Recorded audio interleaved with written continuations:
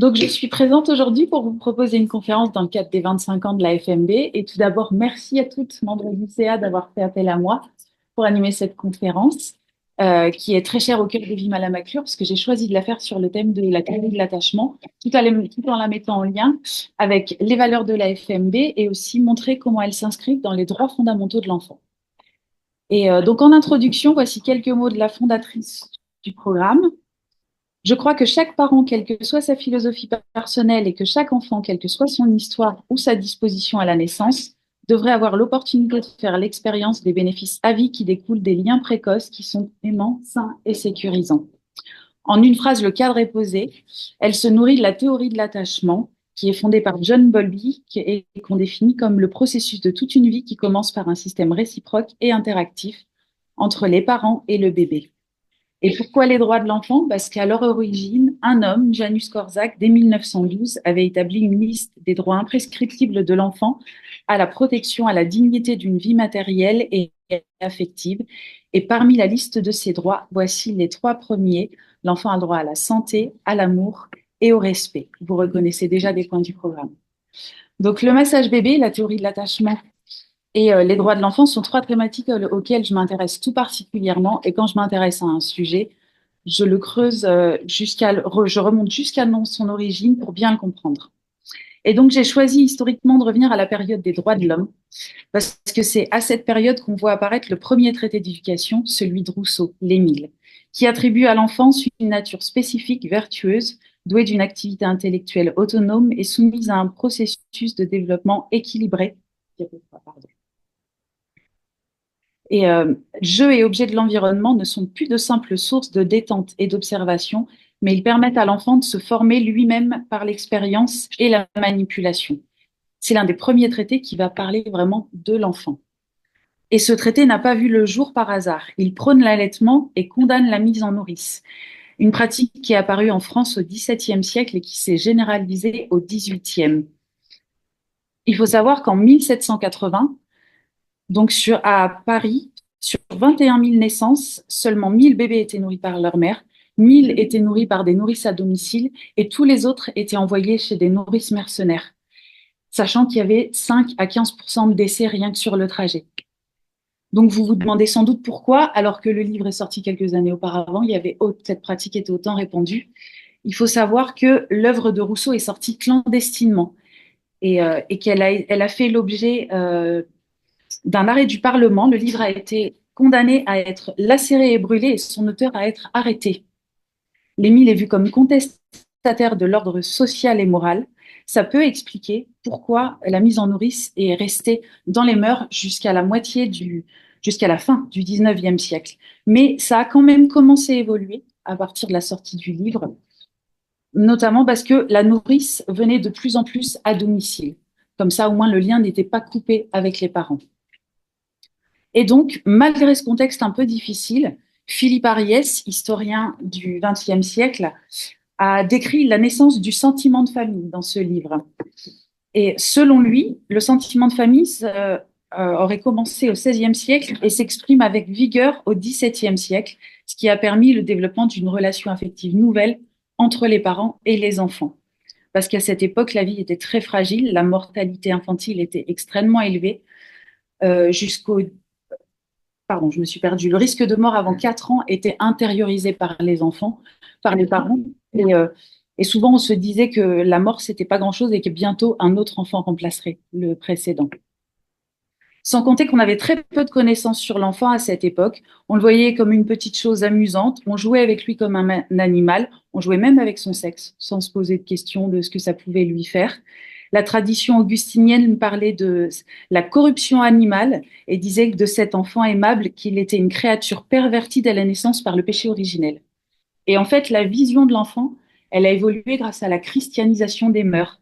D'un seul coup, le fruit du péché est devenu l'enfant Jésus.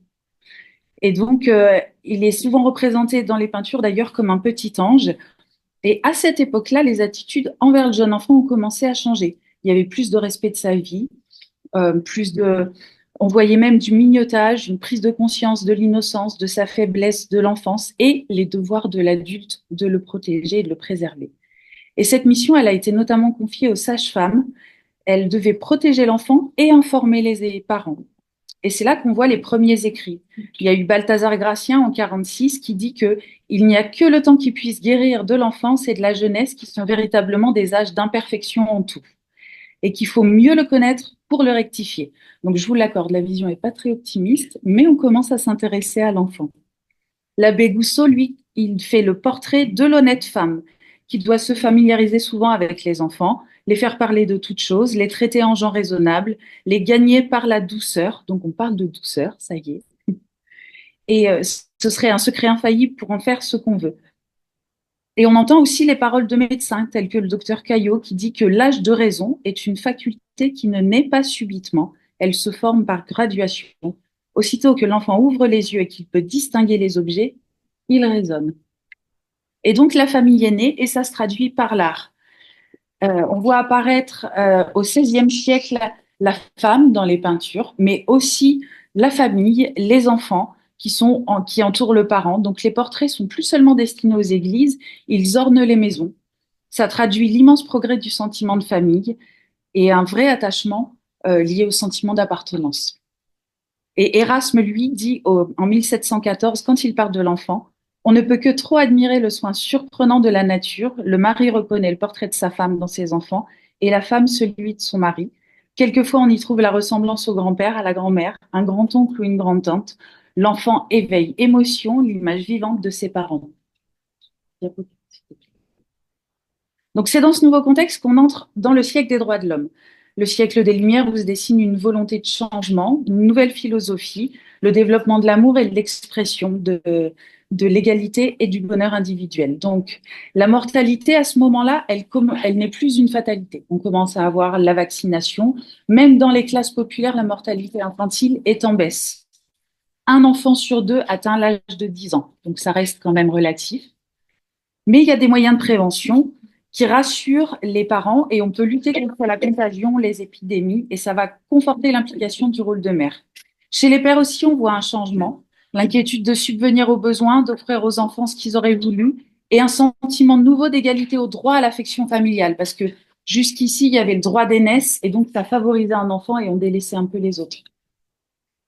Et donc, dans les classes aisées, et je précise, c'est uniquement dans les classes aisées, on suit les recommandations d'instruire l'enfant. Les garçons, et uniquement les garçons, vont au collège, ce qui va permettre à l'enfant de rester dans sa famille. Parce qu'à cet âge-là, l'enfant, premièrement, il basculait très vite dans le monde des adultes. Dès l'âge de 5 à 7 ans, il était traité comme un adulte, mais surtout, il restait pas longtemps dans sa famille, parce que entre l'âge de 7 et 9 ans, tous les enfants, garçons et filles de tout milieu confondus, partaient vivre dans une autre famille pour avoir un apprentissage, en fait. Et en tant qu'apprentis, ils échappaient très tôt à leur famille et ils n'y revenaient pas souvent. Donc le collège, c'est le retour des enfants à la maison. Et ça laisse une place à une nouvelle attention. On voit des échanges de lettres avec des diminutifs particuliers. On s'inquiète des enfants, de leur santé, de leur conduite. Il y a un vrai langage de solidarité pour et envers les enfants. Et cette nouvelle vision, elle va de pair avec beaucoup moins de violence éducative, parce qu'il y a une grande dureté des conditions de vie à l'époque qui s'est traduite par beaucoup de violence. La discipline est très sévère et humiliante jusqu'au XVIIIe siècle. Après, ça va s'atténuer, mais ça disparaît pas tout de suite. Donc, le collège maintient l'enfant dans sa famille et qui plus est dans une famille au sein de laquelle le couple se choisit. Le mariage n'est plus un arrangement entre deux familles, mais il concilie intérêt et bonheur. Les époux s'aiment et donc ils aiment le fruit de leur union. On donne même des surnoms aux enfants. Bambin, qui vient de l'italien bambino. Madame de Sévigné, elle disait pitchoun, et son cousin de Coulanges les appelle les marmoussets. Dans la langue populaire, ça deviendra les marmots. Diapo suivante, s'il te plaît. Donc, on est au début du 19e siècle. Si les conditions de vie s'améliorent beaucoup pour les enfants des classes aisées, pour un grand nombre d'enfants encore, le destin est tragique. Jusqu'au milieu du 19e siècle, il y a des dizaines de milliers d'enfants qui sont abandonnés. À la fin du règne de Louis XVI, donc au moment de la Révolution, sur 20 000 enfants trouvés par an, seulement 2 000 fêtent leurs 20 ans, soit 10%. La première cause d'abandon, c'est la misère. On constate un lien entre l'augmentation du nombre d'abandons et les disettes et les épidémies. Et pour autant, on voit déjà la preuve de l'intérêt pour l'enfant et de l'affection de ses parents parce que de nombreux enfants portent un mot sur eux qui indique pourquoi les parents ont abandonné l'enfant, mais aussi avec le souhait sincère de ne pas rompre les liens, parce que grâce à ce mot ou alors une carte déchirée en deux, ils ont la preuve pour pouvoir récupérer l'enfant s'il a survécu, quand il est en âge de travailler. Donc, preuve que la question du lien existait déjà à cette époque, mais que les conditions de vie ne permettaient pas de le mettre en œuvre, ou alors que si l'enfant survivait. La pauvreté, qui est la première cause d'abandon, est donc perçue par les autorités comme un danger social à réduire, par peur de dépopulation, mais aussi parce qu'on découvre de nombreux enfants sauvages à cette époque. Vous connaissez sans doute le cas de Victor de l'Aveyron, qui a été retrouvé une première fois dans le Tarn en 1797. Il a été mis dans une cage sur la plage publique en attendant que quelqu'un le récupère. Au bout de plusieurs jours, personne ne l'avait récupéré. Il s'est enfui. Il a encore vécu 2 ans dans la forêt avec les animaux. Et il a été capturé une deuxième fois en janvier 1800. C'est le docteur Itard qui s'est occupé de lui pendant près de 6 ans. Parce que quand ils l'ont capturé, il avait à peu près 9 ou 10 ans. Il ne savait pas parler, il marchait à quatre pattes, il avait des attitudes très animales, mais pour autant, il avait quand même des gestes où on pense qu'il avait été élevé par des humains, en fait, par des gens qui ont pris soin de lui. Et en fait, malgré ces 6 ans à essayer de travailler avec lui, il n'a jamais pu le voir évoluer au point de trouver une place dans la société. Et il en conclut que, privé d'éducation dès l'enfance et séparé d'individus de son espèce, l'enfant ne peut avoir qu'une intelligence relative à ses besoins. Et donc, il faut créer une institution pour la période de la fin du sevrage jusqu'à l'âge de raison. En ce début du 19e siècle, pardon, on considère que la mère est la meilleure instructrice de l'enfant, entre 2 et 6 ans. Mais les familles des classes populaires sont accaparées par le travail. Et c'est ainsi que naîtra l'école. Émilie Mallet, qui est pionnière de l'école maternelle en France, dit en 1835, parce que ces jeunes créatures sont presque toujours en mouvement, on ne se représente pas le travail intérieur qui se fait dans leur cœur et leur intelligence. Et l'école maternelle verra le jour en 1848. Elles sont créées comme des lieux de surveillance autant que des lieux d'éducation. Elles civilisent les enfants pour en faire de bons travailleurs, car au XIXe siècle, il faut répondre à la forte industrialisation. Il y a beaucoup d'enfants qui travaillent dès l'âge de 7 à 9 ans, parfois même plus tôt. Et la loi va progressivement protéger les enfants. Donc en 1841, elle interdit le travail en usine avant l'âge de 8 ans. Et ensuite, en 1874, les enfants n'ont pas le droit de travailler plus de 6 heures par jour avant l'âge de 12 ans et ça passe à 12 heures par jour dès l'âge de 12 ans. Donc ça reste quand même des conditions extrêmement difficiles, sachant que les parents, eux, pouvaient travailler jusqu'à 14 heures par jour. Mais malgré tout, ça va avancer car entre 1865 et 1870, il y a la création de la Société protectrice de l'enfance. Il faut savoir que 1870, c'est le début de la Troisième République et que jusqu'en 1940, va y avoir l'émergence et le développement d'une politique en faveur de la petite enfance. C'est à cette époque qu'est né le mot bébé. Donc, il a fallu attendre la naissance du sentiment de famille, ensuite le sentiment d'enfance pour enfin nommer le bébé. Et c'est William Preyer, un psychologue et physiologiste allemand, qui en a fait la première description dans son livre L'âme de l'enfant. Il décrit les efforts du bébé pour s'asseoir, se mettre debout, puis marcher. C'est alors sa volonté, sa persévérance, son désir d'autonomie et sa capacité à surmonter les difficultés qui sont à l'œuvre. On s'éloigne très largement du moment où on voyait l'enfant comme un animal. Et donc à Paris, en 1883, c'est le premier congrès de l'Association internationale de la protection de l'enfance. La France, à la fin du 19e siècle, est un des rares pays où on ne voit pas d'évolution des naissances. La vie familiale se polarise autour de l'enfant, la vaccination, les conditions d'hygiène et surtout l'abandon du maillot. Et ça, c'est un point important qui s'est fait dans les villes à la fin du 18e et dans les campagnes au milieu du 19e siècle. L'enfant est enfin libéré. Il peut jouer, agripper, toucher, faire connaissance avec sa mère. La mère peut le caresser et réagir avec lui. Il y a des échanges de baisers, des sourires. La rencontre entre bébé et sa mère est enfin possible. On va rentrer dans le XXe siècle.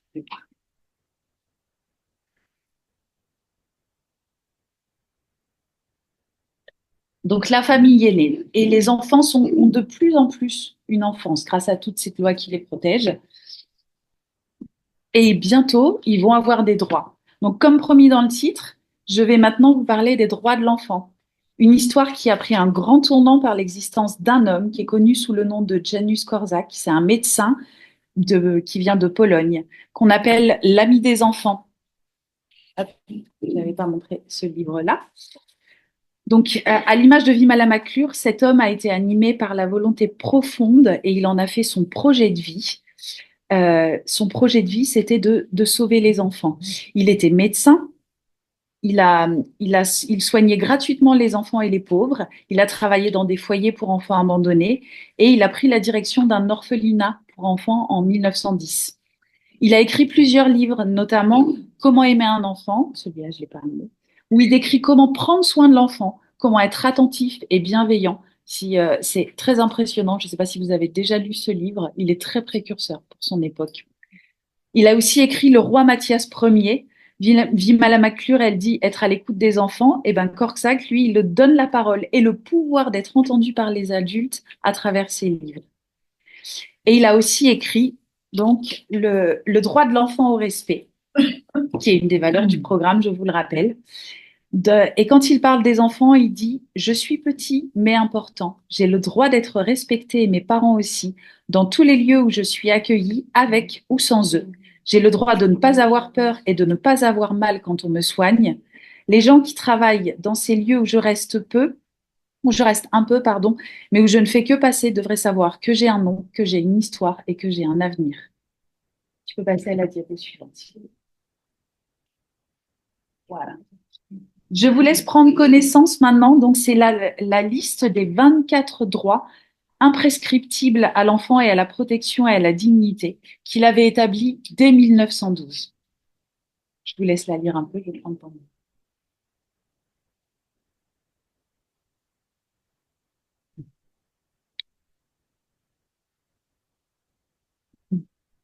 Alors, selon moi, et c'est un avis extrêmement subjectif, bien sûr, l'AFMB répond à 14 des droits de cette liste de 24 droits. Le droit à la santé, évidemment, le droit à l'amour, au respect, aux meilleures conditions pour la croissance et le développement, ça me paraît indéniable. Le droit de vivre dans le présent, pour moi, les activités massage bébé, c'est un petit moment suspendu. Le droit d'être ce qu'il est, le droit d'être pris au sérieux, on tient compte de ce qu'il dit par la communication non verbale.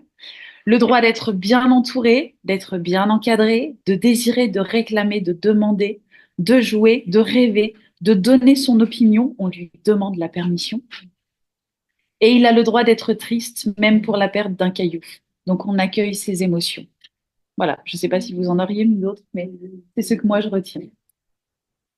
Tu peux passer à la diapo suivante. Donc on arrive au début des années 20 et c'est la naissance de la psychologie avec la théorie de Jean Piaget. Donc Jean Piaget, c'est un psychologue qui s'initie à la psychanalyse et qui va monter à Paris pour travailler dans le laboratoire Binet sur le développement de l'intelligence. Il va étudier le développement de ses 3 enfants qu'il a eus au cours des années 20. Et il dit qu'il faut privilégier les comportements ludiques pour étudier le développement de l'enfant et l'étudier dans son environnement. C'est dans l'interaction, ça c'est un point très important, dans l'interaction avec ses parents et les autres enfants que l'enfant construit son monde, structure sa personnalité et celle des autres avec qui il interagit. Et il anticipe aussi les rapports sociaux. Donc il a une approche dynamique en fait dans les relations sociales. Il tisse des liens dès le plus jeune âge. Donc on ne parlait pas encore de la théorie de l'attachement, mais il l'évoquait déjà, Jean Piaget, dans les années 20. Et cette théorie, la psychologie de l'enfant, elle va apporter un tout autre regard sur la théorie de l'attachement dans les années 50. En 1924, enfin, on voit la Déclaration de Genève. C'est la première déclaration des droits de l'enfant qui affirme que l'humanité doit donner à l'enfant ce qu'elle a de meilleur. La déclaration attire l'attention sur les devoirs de l'adulte par rapport à l'enfant. Ensuite, dans les années 30, on en arrive à Bowlby, donc un psychiatre et un psychanalyste anglais qui s'intéresse aux enfants qui ont des troubles du comportement et il découvre, en creusant un peu l'histoire de chacun, que ce serait lié à la rupture prolongée du lien avec la mère durant les 5 premières années. Donc, il s'intéresse aux effets pathologiques de la perte de la mère, Sauf qu'à cette époque, dans les années 30 et 40, il y avait que la psychanalyse qui s'inquiétait de ces questions. On disait que l'enfant ne s'attachait à sa mère que parce qu'elle le nourrissait, et uniquement pour ça. Et Bowlby, lui, il commence à dire que si on veut comprendre l'enfant, comment il se développe, c'est la manière dont il est traité durant toute son enfance en tant qu'être humain qu'il faut considérer, et pas seulement la relation de nourrissage. C'est là qu'il va faire le lien avec la théorie de Bowlby, de Piaget, pardon. Donc, il n'a pas encore de fondement théorique pour soutenir son hypothèse, donc on va continuer un peu plus loin dans l'histoire. On arrive en 1935 et on va s'intéresser aux travaux de Lorenz. Lorenz, c'est un éthologue qui étudie les oies cendrées. Et en fait, il constate que les poussins ont la caractéristique innée de s'attacher à leur mère et de la suivre de façon systématique. Et il en fait l'expérience lui-même, en fait. Il se place en tant que substitut maternel et quelques heures après l'éclosion, les oies suivent Lorenz un peu partout. Il a fait la même expérience avec des objets, avec des ballons, et ça marche systématiquement. Et il remarque aussi que l'objet devient un point de repère pour ces oisons qui le suivent partout, mais que surtout ils deviennent complètement perdus s'ils n'ont pas cet objet en vue. Et donc, Bowlby n'aura connaissance de ses travaux qu'au début des années 50, quand ils vont enfin être publiés. Et il va rencontrer Lorenz en 1953. Et il en conclut que tout être vivant développe des comportements spécifiques pour survivre. On passe à la diapo suivante, s'il te plaît. Donc, on arrive maintenant en 1946. Et c'est les travaux de Spitz, un psychanalyste américain, qui vont attirer notre attention. Lui, il a décrit le syndrome d'hospitalisme. Il étudie particulièrement le développement des enfants entre 0 et 2 ans en relation avec la mère et il met en évidence donc ce syndrome à partir des carences affectives qu'il observe chez des nourrissons qui sont séparés de leur mère. Il va observer deux groupes d'enfants. Donc d'abord des enfants qui sont en prison parce que leurs mères sont en prison, mais leur mère s'occupe d'eux. Et dans le deuxième groupe d'enfants, ce sont des enfants placés en orphelinat qui reçoivent des soins anonymes. Et il constate que tous ces enfants, chez tous ces enfants, on voit apparaître des symptômes en 3 phases. D'abord des pleurs, ensuite l'arrêt du développement, puis le refus du contact. Et que ces symptômes donc apparaissent dans les deux groupes, mais peuvent s'atténuer, voire disparaître pour les enfants qui sont en prison avec leur mère. Alors que ceux qui n'ont pas leur mère avec eux et qui sont placés, ces symptômes peuvent aller jusqu'à la mort. Et donc, il nomme ce syndrome l'hospitalisme. Et ces travaux qui vont conduire à la remise en question des besoins primaires pour le jeune enfant. On dit enfin que la nourriture ne suffit pas. On en arrive maintenant aux travaux qui ont été mis en évidence par Amy Pickler, donc la pouponnière de l'Oxy. Je ne sais pas si vous connaissez. Donc, Amy Pickler, c'est une pédiatre qui a créé à la demande du gouvernement hongrois une pouponnière pour accueillir les enfants orphelins et abandonnés. L'Institut Loxy, qui porte son nom par rapport au nom de la rue où elle est installée, à Budapest. Je prends le temps de vous faire cette petite aparté, parce qu'Amy Pickler a créé son modèle de soins à partir du modèle éducatif hongrois. Et il faut savoir que Bowlby, lui, qui a créé la théorie de l'attachement, s'est appuyé sur les travaux de l'éthologie, mais c'est aussi appuyé sur la théorie de l'école hongroise, les psychanalystes hongrois. Voilà. Et donc, ce qui distingue cet institut de tous les autres, c'est son fonctionnement dans la prise en charge particulièrement respectueuse des jeunes enfants qui sont séparés de leurs parents, et notamment la relation affective privilégiée durant les soins. Alors que Spitz, aux États-Unis, il décrit l'hospitalisme et il voit un grand nombre d'enfants nourrir, Amy Pickler, elle voit tous les enfants grandir dans son institut. Le principe directeur, c'est la verbalisation dans son institut. On aide l'enfant à découvrir qui il est, ce qu'il fait, quel est son développement. On encourage sa participation pour lui permettre de s'exprimer.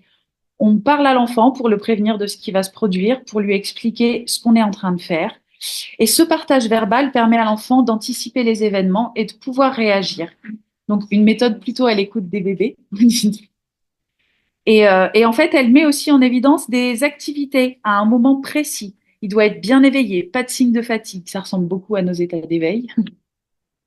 La nurse utilise beaucoup de regards et le regard et la parole, ainsi que les gestes dans les soins qui assurent un sentiment de sécurité.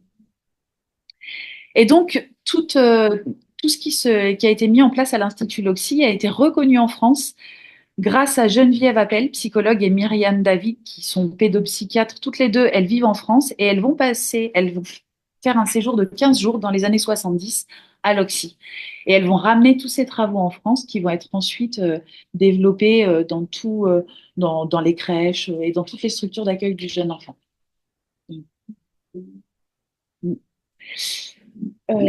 J'en suis, pardon, je ne sais plus si. Non, j'ai pas changé de diapo, c'est bon, c'est bon. Donc, on arrive maintenant en 1958 et c'est une année décisive. C'est l'année où va être découverte la théorie de l'attachement. Mais on va d'abord parler de Harlow, un autre éthologue qui, lui, a travaillé avec des macaques. Euh, il est professeur de psychologie aux États-Unis et en fait, son expérience, elle est d'abord le fruit du hasard. Il y a eu une épidémie dans son groupe de singes. Il a dû séparer les mères et les jeunes macaques et il observe que les jeunes macaques ont des fortes temps de fixation sur les objets qui sont laissés dans la cage, les chiffons, les couvertures, et qu'ils protestent à chaque fois qu'on essaie de les enlever. Et si ces jeunes macaques sont laissés dans des cages nues, où il n'y a pas du tout de chiffon, ils ne survivent pas plus d'une semaine. Et donc là, il décide de placer des substituts maternels, en fait, ce qui va permettre de mettre en évidence ce qui est le plus important pour l'enfant. Et donc, il met un substitut maternel en tissu et un autre en fil de fer, mais qui porte un biberon. Et on se rend compte que les jeunes macaques, ils passent la plupart de leur temps dans les bras du substitut maternel en tissu et qu'ils ne vont voir celui en fil de fer uniquement pour être nourris. Tout le reste du temps, ils le passent là-bas. Il fait une autre expérience aussi où les jeunes singes sont soit nourris par le substitut en ferraille, soit par le substitut en tissu. Et ensuite, on les laisse entrer dans la cage. Et il observe donc que, quel que soit le singe qui a préalablement nourri le bébé, quel que soit le substitut, pardon, qui a nourri au préalablement le bébé singe, eh ben, il va directement se réfugier dans la mère en tissu. Et il va ensuite, après un petit temps de réconfort, il va aller explorer la cage, voir ce qui s'y trouve, et que si le substitut est absent, il reste dans un coin de la cage et il ne bouge pas. Et c'est donc à partir de là qu'ils vont déduire que la nourriture a un rôle secondaire chez les singes, évidemment. À ce moment-là, on parle que des singes.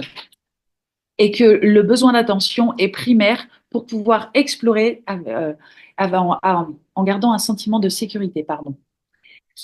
Et donc, on en arrive à Bowlby, qui, la même année, a lui écrit un article qui va être le fondement de sa théorie. Il faut savoir qu'en fait, Bowlby et Harlow ont écrit tous les deux leur article en 57, qu'ils ont tous les deux été publiés en 58, mais qu'aucun des deux n'avait conscience des travaux de l'autre.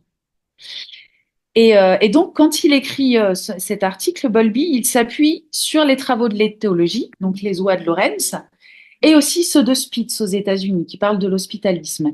Et il dit que l'isolement social a des effets dévastateurs et que la satisfaction du besoin de contact est essentielle au développement social et mental. Et que c'est ce lien mère-bébé qui, comme l'empreinte chez les oisons, et qui va qui va avoir une fonction adaptative de protection et de sécurité. Et donc, l'année suivante, Bowlby et Harlow vont se rencontrer et ils vont en déduire que pour bébé, c'est la peau qui est stimulée dans les soins, des frottements, le lavage et dans les étreintes, et que c'est contact que l'échange s'établit, qu'il y a une communication avant le langage, et que donc la peau, c'est le premier lieu d'échange avec autrui. Elle permet de s'attacher, être attaché et de grandir par la découverte des objets et d'aller explorer.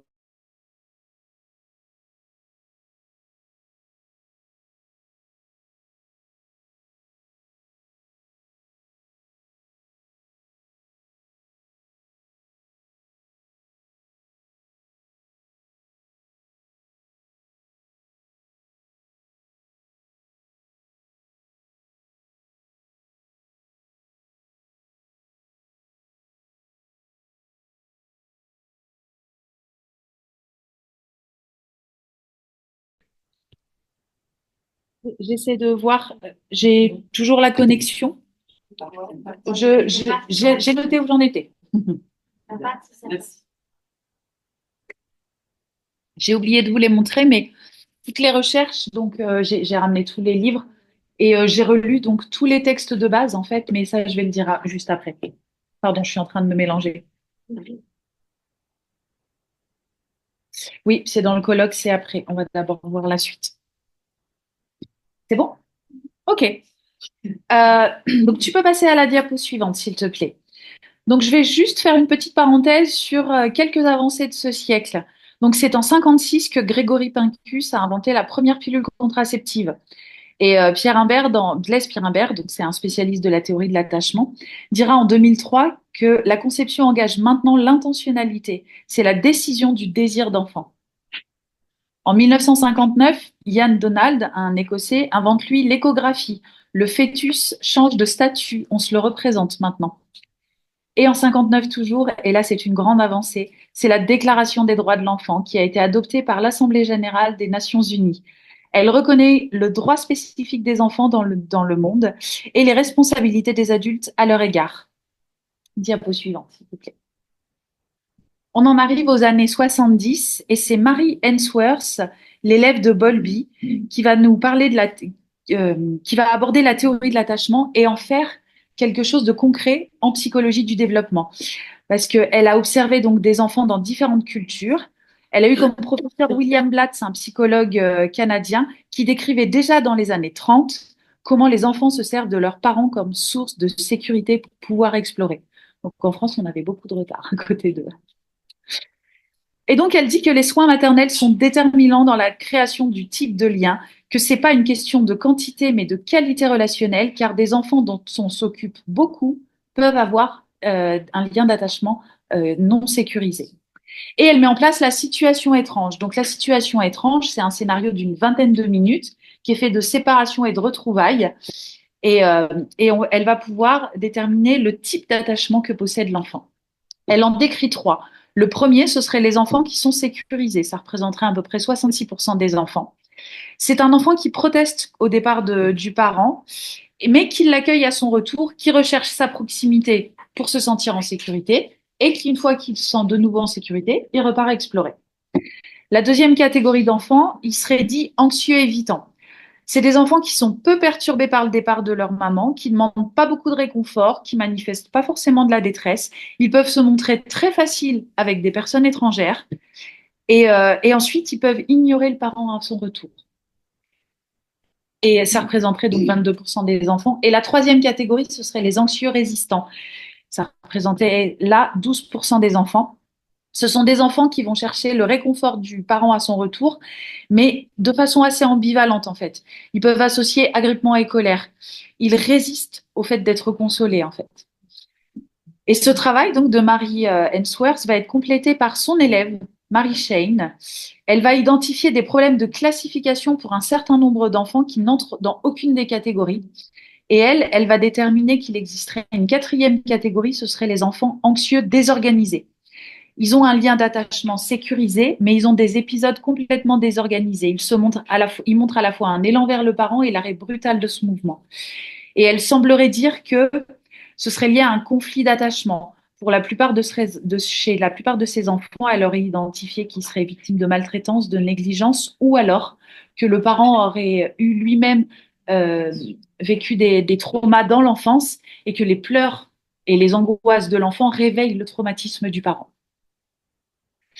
On en arrive donc, comme je le disais tout à l'heure, au colloque de Bowlby en 73. La théorie va enfin arriver en France. Donc ce colloque, il a été organisé par Zazo, c'est un psychologue français spécialisé en psychologie de l'enfant. Il a d'ailleurs soutenu sa thèse auprès de Piaget en 58. Et pour ce colloque, en fait, il n'a pas réuni les gens physiquement, il a fait circuler des textes entre les participants. Certains sont intervenus une fois et d'autres ont répondu en retour. Et les échanges ont duré à peu près un an. Donc, dans les années 70, la théorie de l'attachement est complètement ignorée en France. Il n'y a pas de traduction de l'œuvre de Bowlby, alors même qu'elle a un grand succès en Angleterre. La raison, c'est que la pensée psychanalytique domine encore. Et donc, il ouvre le colloque sur l'origine de l'attachement, qui ne serait pas un apprentissage, mais un besoin primaire. Jusque-là, le seul besoin primaire qu'on avait identifié, c'était la nourriture. Et que quand ce besoin était satisfait, l'enfant finissait par créer des liens. Et là, en fait, ils font un chassé-croisé entre les données de l'éthologie, donc celles de Lorenz avec les oies, celles de Harlow avec les singes, et ils vont mettre tout ça en lien avec les travaux des psychologues et des psychanalystes pour les enfants qui meurent du syndrome d'hospitalisme. Et ils disent que comme le bébé ne peut pas courir, à l'inverse des animaux, son équivalent moteur, c'est le sourire. Et donc, on étudie le sourire sous un nouveau jour. Le sourire serait ce qui permet de créer du lien, d'établir la communication avec l'entourage, d'en prendre soin. Le sourire, agripper, la succion, le fouissement, l'expression des émotions seraient des moyens d'attachement pour développer l'autonomie progressive. Et donc, ce serait aussi un besoin primaire pour que l'enfant puisse se sentir en sécurité et aller explorer. Et dans ce livre, toujours, il y a une des expériences d'Arlo qui est un peu plus développée, donc la fameuse expérience avec les singes. Il a reproduit cette expérience, mais en mettant le singe face à deux substituts, donc celui en coton, qui était normalement privilégié, et le deuxième substitut, il sera en fer, mais réchauffé. Et on va constater que quand il est face aux deux, il va aller se mettre dans les bras du substitut en fer. Donc, on constate que la chaleur a vraiment un impact important sur le besoin de contact. Oui. Lorenz, quant à lui, il précise que le processus d'attachement et de séparation sont liés, c'est-à-dire que s'il n'y avait pas le mécanisme de séparation, il n'y aurait pas d'autre oison, comme il dit, pour raconter l'histoire.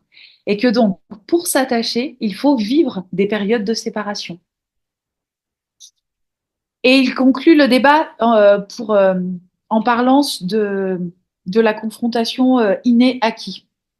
Parce que pendant longtemps, on pensait que justement, l'enfant s'attachait juste parce qu'il était nourri. Et en fait, ils finissent par dire que l'enfant, les 3 premiers mois, il a un attachement pré-social. L'alimentation, les soins ont un rôle important dans sa vie. Mais donc pour Zazo, ce qui est inné, c'est le besoin d'autrui, le besoin d'autrui. Et que l'attachement, lui, fait appel à des conduites d'échange qui, elles, sont acquises. Parce que le mode d'interaction entre les parents et l'enfant est différent pour chaque binôme parent-enfant. Donc l'attachement est un besoin primaire qui n'est dérivé d'aucun autre.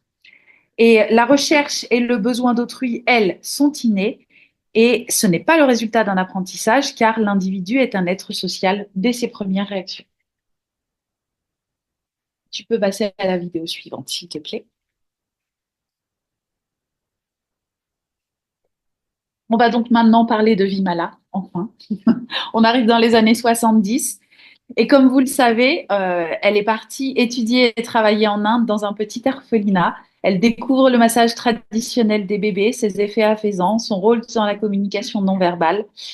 En Inde, elle voit des mères qui massent leurs bébés tous les jours et à l'orphelinat, les aînés massent les plus jeunes. Vous le savez sans doute, à la fin de son séjour, elle a fait une crise de paludisme et elle a bénéficié du massage quotidien jusqu'à ce que la fièvre tombe. Et elle dit dans une interview que j'ai trouvée, je n'oublierai jamais le contact de leurs mains et leur générosité. Et donc, dans le même temps, pendant que Vimala voyageait en Inde, il y a un autre homme qui va aussi découvrir l'Inde, c'est Frédéric Leboyer. Et le livre, je vous les pose là.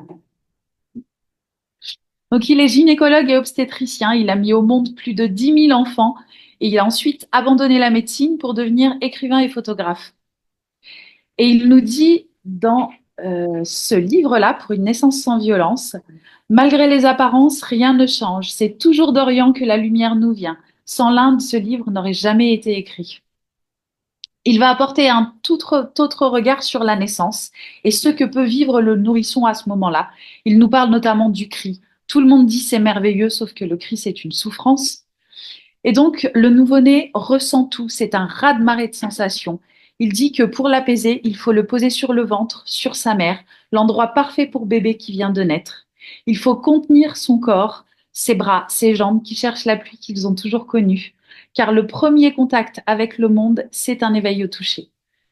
Il dit que, comme Ulysse, bébé a parcouru les mers pendant 9 mois, un univers sans cesse en mouvement, puis il découvre l'immobilité, et quand il est porté, qu'on lui prête attention, il se sent compris, il a confiance, et au lieu de se défendre de la nouveauté, il l'accueille. Le second livre que j'aimerais vous présenter, de Frédéric Leboyer, vous le connaissez sans doute, c'est Chantala.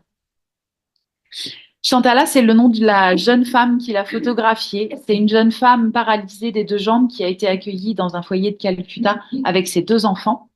Et donc, un matin, Frédéric Leboyer, il voit le plus beau des spectacles, il la voit masser son bébé. Et à partir de ce qu'il a observé, en fait, il a écrit ce livre. Il dit que la naissance, c'est le début de la vie. Et après, le silence, rien ne bouge, la faim. Il faut nourrir les bébés, mais ils n'ont pas faim que de lait. Il faut leur redonner les sensations du passé, les seules capables d'apporter la paix et la sécurité. Car les sensations sont fortes dedans, la faim, et dehors, il n'y a plus rien. Il faut rétablir l'équilibre, nourrir le dehors autant, avec autant de soin que le dedans, pour aider les bébés à traverser le désert des premiers mois de la vie. Pour qu'ils n'aient plus l'angoisse de se sentir isolés et perdus, il faut parler à leur dos, à leur peau, qui ont faim et soif autant que leur ventre. Sentir, entendre, voir, chaque sens nous dit le monde, mais le toucher, c'est par là simplement que tout a commencé. Être porté, caressé, tenu, massé. S'il est privé de tout cela, de l'odeur, de la chaleur, de la voix qu'il connaît si bien, l'enfant, même gorgé de lait, se laissera mourir de faim.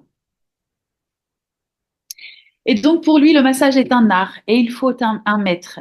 Et il est des choses qu'on n'apprend pas dans les livres. Et il conclut en disant qu'en Occident, cette pratique est totalement inconnue. C'était sans compter sur Vimala. Et donc, Vimala, en 1976, elle donne naissance à son premier enfant. Elle est de retour aux États-Unis, évidemment.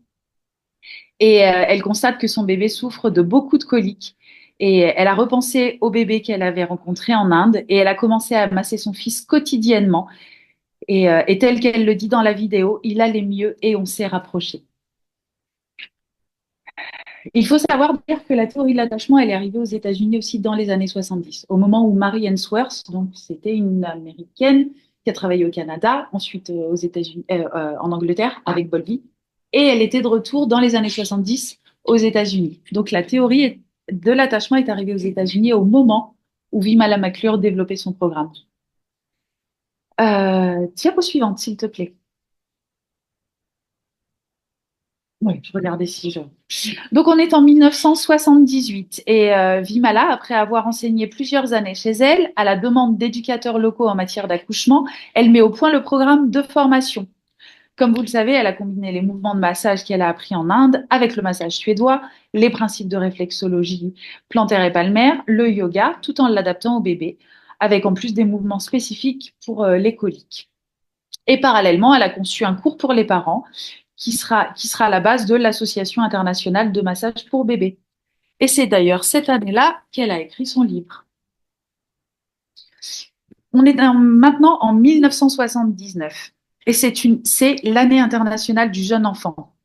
On fête les 20 ans de la Convention des droits de l'enfant et la Suède adopte la loi contre les violences éducatives ordinaires. Une nouvelle étape est franchie pour les droits de l'enfant. C'est la fin du droit de correction. En Suède.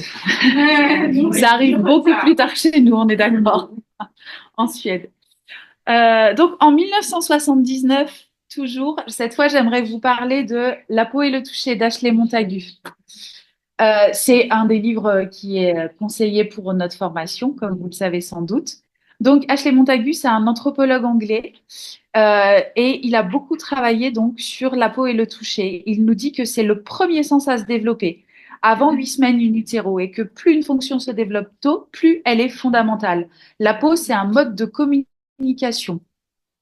Et il précise aussi que le nouveau-né est très vulnérable, que la naissance est un choc, c'est un changement brutal et que le contact avec maman rétablit l'équilibre. À la naissance, tous les sens de bébé sont très peu développés et donc il est... Pardon, j'ai perdu le lien. Et pour faire le lien entre le dedans et le dehors, comme le disait Frédéric Leboyer, le sens du toucher est primordial car c'est là que vont se développer les premiers liens émotionnels. Ils se construisent par le contact. Il indique que les bébés qui sont nés par césarienne ou nés prématurément souffrent souvent de maladies ou de troubles respiratoires et sensoriels, mais que le massage rattrape tout. Il cite dans son livre les travaux de Hallyday, c'est en médecine psychosociale. On disait à l'époque, beaucoup de médecins disaient en hôpitaux qu'ils étaient sceptiques sur l'importance à accorder aux pleurnicheries des bébés, mais que de récentes observations ont démontré qu'elles avaient une signification profonde. tout l'intérêt des textes qu'on donne sur les pleurs dans nos ateliers. Pour lui, le toucher, c'est la forme active du mot sentir. Il rappelle même que Rousseau dans l'Émile parlait déjà de communication par la peau. Et donc, pour finir sur ce livre, je vous laisserai le relire si vous le souhaitez. Il rappelle les bienfaits du contact. Le massage diminue les maladies, diminue le stress, améliore la santé. Il est prouvé que les mères dépressives vont mieux quand elles massent leur bébé. Et à contrario, les bébés qui ne se sont pas souvent dans les bras ont des troubles respiratoires parce qu'ils avalent de l'air à force de suffoquer en pleurant. Et que quand on a peur, en fait, la première fonction affectée, c'est la respiration. Et que le massage réinstaure ce qui est fondamental au développement de bébé. Diapo suivante. On est en 1986. Alors, je fais une petite aparté sur ce point. Parce que dans le livre, c'est écrit 1981 et j'ai été voir sur le site internet de l'IAIM et c'est indiqué 86. Voilà, j'ai pas réussi à trouver quelle était la bonne date. Donc, en 1986, Vimala fonde l'IAIM avec Audrey Down, une infirmière qui vit en Californie. Et donc, elle décrit l'IAIM comme une grande famille de personnes qui veulent aider les parents et les bébés à se rapprocher par le toucher. Elle dit, ce qui nous distingue, c'est que notre programme fonctionne dans le monde entier, indépendamment de la race, de la religion, de la culture ou de la langue. En 1989, une nouvelle grande avancée, c'est l'adoption de la Convention internationale des droits de l'enfant par les États-Unis. Et c'est la Suède et la France qui sont les deux premiers à ratifier la Convention en 1990. Aujourd'hui, il y a 196 États membres qui l'ont ratifiée. Les États-Unis, toujours pas. Aux États-Unis, un mineur peut être condamné à mort. Euh, voilà, j'ai mis un blanc là, d'un coup, je vais me prendre le temps de voir un peu.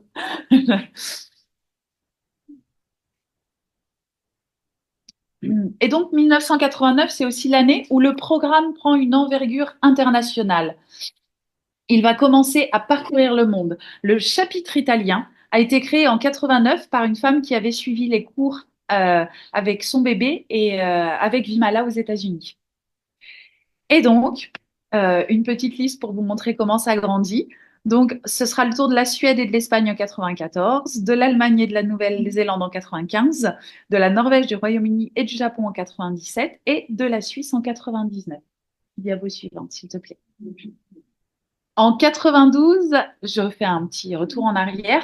Lors d'une conférence éducative à Orlando, en Floride, les membres de l'IAM ont décidé d'établir le Bureau international en Suède. Joli petit clin d'œil, la loi contre les violences, quelques années plus tôt. Donc, c'est ainsi que l'IAM est devenue officiellement l'Association internationale de massage pour nourrissons, la première dans son genre au niveau mondial. Et donc, pour vous décrire un peu, un chapitre, c'est un groupe d'au moins 10 instructeurs certifiés dans un pays qui se réunissent pour créer une association. Les chapitres représentent le programme de l'IAM dans la culture et la langue locale, ce qui garantit que le programme est le même dans le monde entier. Je vous ai cité donc il y aura d'autres pays qui sont cités plus loin. Donc tous les pays que j'ai trouvés, en fait, j'ai pas trouvé l'info pour tout le monde. Donc, sachez qu'aujourd'hui, il y a 30 pays dans le monde qui comptent un chapitre de l'IAIM et qu'il y a plus de 100 pays qui sont représentés et on compte 65 formateurs internationaux. Et donc, les valeurs... ah oui, je vais quand même citer les pays que j'ai pas pu inclure dans mon diaporama. Il y a le Canada, le Chili, le Costa Rica, la République tchèque, le Danemark, l'Indonésie, Israël, le Mexique, le Pérou, la Slovénie, l'Afrique du Sud et Taïwan. Voilà. Et donc, les valeurs de l'IAIM, c'est important. Il y a d'abord la collaboration. Nous travaillons ensemble pour atteindre un objectif commun en soutenant les parents et les bébés. Le respect, nous traitons les familles et les individus avec dignité et considération. L'impartialité, nous sommes en non discriminatoire et ouverts à toutes les nationalités, races, classes, religions, politiques et croyances. L'intégrité, nous respectons notre vision, notre mission et nos valeurs. La confiance, nous créons un espace sûr pour les familles et les membres de l'équipe d'instructeurs au sein de l'IAIM en étant convaincus que nous sommes animés des meilleures intentions. L'empathie, nous sommes sensibles, compréhensifs et réceptifs aux émotions des autres. L'absence de jugement, nous écoutons attentivement et essayons toujours de nous concentrer sur ce qui est dit et de le comprendre. Et l'engagement, nous nous consacrons à notre mission et nous sommes fiers de notre travail en accord avec nos valeurs. L'association est organisée en 6 pétales d'importance égale qui entourent les familles. Remarquez que tous les éléments de la fleur sont en contact avec les autres et que la beauté de l'ensemble dépend du fait que chaque partie est liée à l'autre, qu'elles travaillent ensemble et qu'elles servent en son centre les parents et les bébés. Diapo suivante. On est en 2000 et la FMB est créée en janvier en France par les personnes qui ont suivi la première formation qui a été établie en France. Cette formation, elle a été organisée par Montsé et elle a été réalisée par une instructrice, pardon, Françoise Lefebvre, qui vient du Québec. J'insisterai pas plus parce que tu nous as fait une très belle présentation hier. Et c'est donc en Gironde, à la Teste de Buch, qu'est née la FMB le 8 janvier 2000. Donc ensuite, en 2002, ce sera le tour du Portugal. Et je vais maintenant faire une autre petite parenthèse pour vous reparler de l'attachement Blaise Pierre-Imbert, donc, qui est un psychologue suisse, a écrit ce livre en 2003, donc Le premier lien. Il est spécialiste de la théorie de l'attachement depuis 35 ans. Et dans ce livre, il reprend la genèse de la théorie de l'attachement pour apporter l'avancée des recherches dans le domaine, car en ce début du XXIe siècle, on a commencé à mieux comprendre la théorie de l'attachement. Donc, je détaillerai un petit peu plus ce qu'on dit de la théorie de l'attachement aujourd'hui à la fin de l'exposé, parce que j'ai les données les plus récentes sur l'attachement aujourd'hui en 2010. Le livre date de 2019, mais je vais quand même vous donner 2 ou 3 informations sur ce livre, à savoir que au début des années 80, on estimait que la théorie était universelle, car la sécurité est un invariant culturel et que dans toutes les cultures, on constate les mêmes pourcentages. 2 tiers des enfants seraient sécurisés. Et donc, elle est universelle et fédéraliste, cette théorie, parce qu'elle rassemble la psychologie, la psychanalyse et aussi les systémiciens, pardon. Depuis les années 80, on n'étudie plus seulement le binôme mère-bébé, mais aussi père-bébé. Et on va même étendre l'attachement aux autres membres de la famille. L'intérêt de la théorie, par exemple, c'est ce qu'elle a apporté de concret dans le quotidien des enfants. Par exemple, pour les hospitalisations. Avant, les séparations étaient banalisées. Et grâce au film de Robertson, qui travaille avec Bowlby, les choses ont pu évoluer. Ils ont utilisé ces films pour former et conscientiser les soignants dans la prise en charge des enfants. Donc, une grande avancée. Et je voulais relever un second point, c'est le rôle de l'attachement sur le développement de l'enfant, en fait. Il remarque, en fait, Blaise Pierre-Imbert, dans différentes études, que les enfants qui ont un lien d'attachement anxieux provoquent des contre-attitudes qui alimentent les troubles émotionnels. Donc, ce que décrivait Bowlby, en fait, finalement, dans l'étude qu'il faisait avec les enfants, on remarque que les enfants qui sont anxieux ou ils peuvent se montrer agressifs, résistants, ils peuvent se moquer des autres. En fait, comme ils ne savent pas appréhender leurs propres émotions, eh ben, ils rejettent un peu celles des autres et ils ont vraiment des attitudes qui vont à l'encontre de leurs besoins. Et heureusement, une étude de la psychologue néerlandaise Dinfa van den Boom, j'ai réussi à le dire, montre l'amélioration possible du lien d'attachement et elle remarque que l'irritabilité de l'enfant pendant la première année, qui est un des premiers facteurs prédictifs du lien d'attachement anxieux ultérieur, elle peut diminuer jusqu'à disparaître quand la mère est aidée à mieux décoder la communication difficile avec son enfant. Donc, en atelier, le simple fait de porter une attention aux détails du comportement de l'enfant, on est vraiment présent pour soutenir le lien d'attachement. J'en suis où? Diapo suivante, s'il te plaît. En 2004, un chapitre va être ouvert en Hongrie et en 2005, c'est le tour de la Belgique. En 2006, maintenant, je voudrais faire un petit point sur l'ocytocine de Moberg. Donc, un autre livre qui est préconisé pour notre formation. Donc, l'ocytocine, c'est l'hormone qui a été découverte en 1906 par Henry Dale. Elle a un rôle essentiel dans les relations humaines. C'est l'hormone du lien. Elle accroît le sentiment de confiance nécessaire pour que se développe amour et amitié. Elle active le système calme-contact qui aide le corps à récupérer, à grandir, à guérir. Plus il y a de stress et plus il est nécessaire d'activer le système pour que le bébé puisse s'apaiser. Et donc, il faut accompagner tous les pleurs de bébé. L'ocytocine favorise la relation et elle crée le lien d'attachement, se sécuriser pour explorer.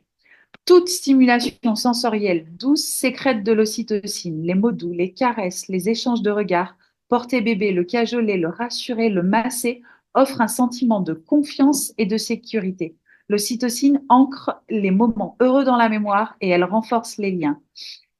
Et il précise même à la fin de son livre, je ne sais pas si c'est toujours d'actualité, que chez les mères, le taux d'oxytocine augmente quand les bébés vocalisent et que chez les pères, c'est quand ils jouent et stimulent l'enfant affectueusement. Voilà, je ne sais pas si cette différence est toujours notable. On en arrive en 2008, un chapitre secret au Venezuela. En 2009, c'est le tour de Singapour. Et en 2014, au Guatemala. On va passer à la diapo suivante, s'il te plaît.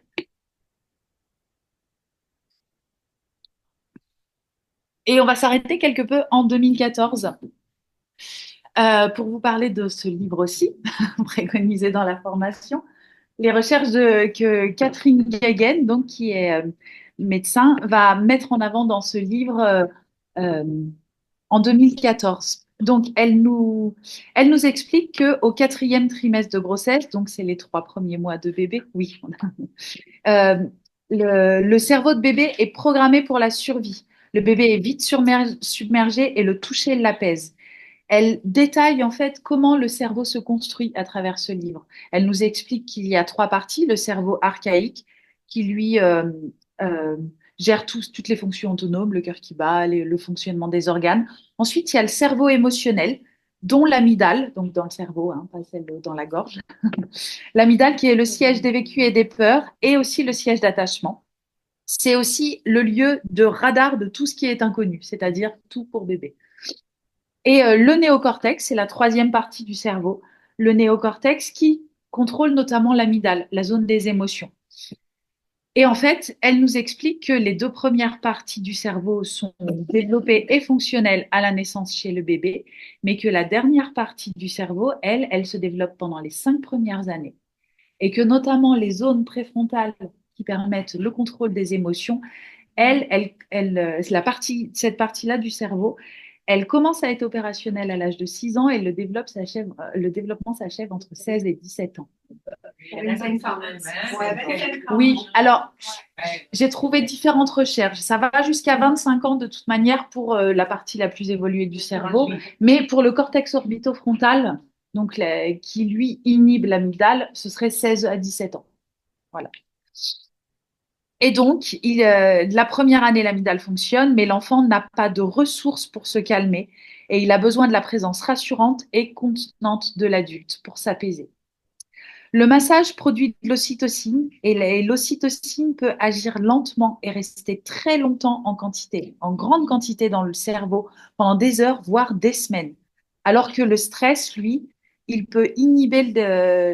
diminue le développement du cerveau. Il peut même aller jusqu'à le détruire, elle dit dans son livre. Parce que ça touche justement les zones préfrontales, l'hippocampe, le cervelet et le corps calleux. Donc le cortisol, il ne faut pas le diaboliser non plus parce qu'en quantité modérée, il est bénéfique. Il calme les états de stress. Quand on grandit, c'est ce qui permet aussi, c'est le cortisol qui permet de se concentrer, de faire focus sur ses attentions. Moi aujourd'hui, de parler sans trop trembler, tout va bien. Donc, il a quand même des effets bénéfiques. Mais si le taux est trop élevé, on peut grandir en grande insécurité, être incapable d'agir, de surmonter les difficultés. Ça fait des enfants qui sont très inhibés et parfois l'inverse, très agressif. Et donc, il faudrait masser les bébés tous les jours pour les aider à évacuer le trop-plein de cortisol qu'ils vivent, puisque pour eux, tout est nouveauté, en fait. Et on rééquilibre, en fait, le fonctionnement du corps quand on masse les bébés quotidiennement. 2014, c'est aussi l'année où Anne Reynaud, psychologue française, qui est connue sur ses travaux sur l'attachement, a créé le premier institut de la parentalité à Bordeaux. Il faut savoir qu'aujourd'hui, il existe 8 instituts de la parentalité en France et qu'un 9e est en cours de développement à Poitiers. Ces instituts ont pour vocation d'accompagner les familles de la grossesse jusqu'à la fin de l'adolescence et elles s'appuient essentiellement sur la théorie de l'attachement, preuve indéniable de son bien fondé.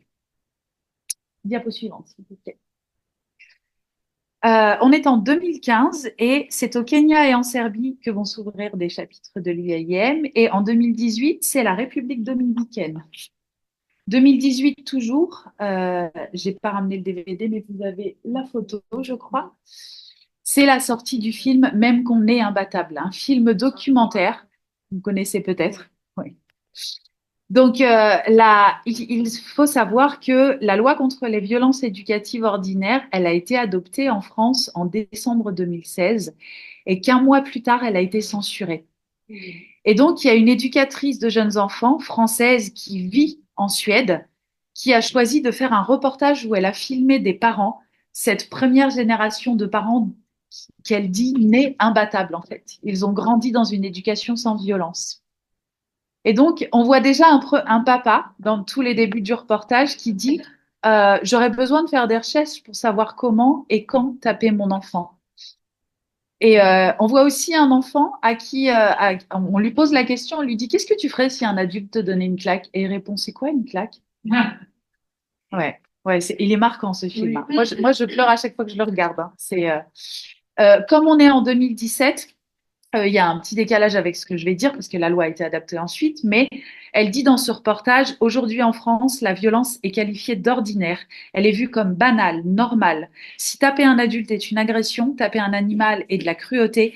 Pour 87% des Français, taper un enfant relève de l'éducation. C'est le droit de correction. Il y a un enfant à un moment donné qui est filmé dans le reportage et il dit que même frapper un peu, c'est de la maltraitance. Parce que si je te vole de l'argent, que je t'en vole un peu ou que je te vole tout ton argent, c'est du vol. Donc si je te tape, c'est toujours de la maltraitance. Et il y a un criminologue suédois qui intervient dans le documentaire et il nous explique que la loi en Suède a permis un changement sociétal à long terme. La violence en Suède a diminué en même temps que les violences éducatives. Il y a quand même une diminution de 30% du nombre de meurtres, ce qui est quand même assez conséquent, et que la violence des jeunes n'a pas arrêté de chuter en Suède depuis les années 70. Ouais. Et donc, ils disent qu'on reconnaît l'âme d'une société à la manière qu'elle a de traiter ses enfants. L'éducation non violente n'est pas une mode, mais un droit. L'enfant respecté n'est pas un enfant qui a tous les droits, mais qui a tous ses droits. Voilà, enfin, un magnifique reportage. Si vous ne l'avez pas vu, vraiment, prenez le temps de le voir. Et donc, finalement, la loi sera adoptée en France en juillet 2019, heureusement, et c'est le 56e pays au monde dans lequel c'est adopté. Et donc, on en arrive à la fin.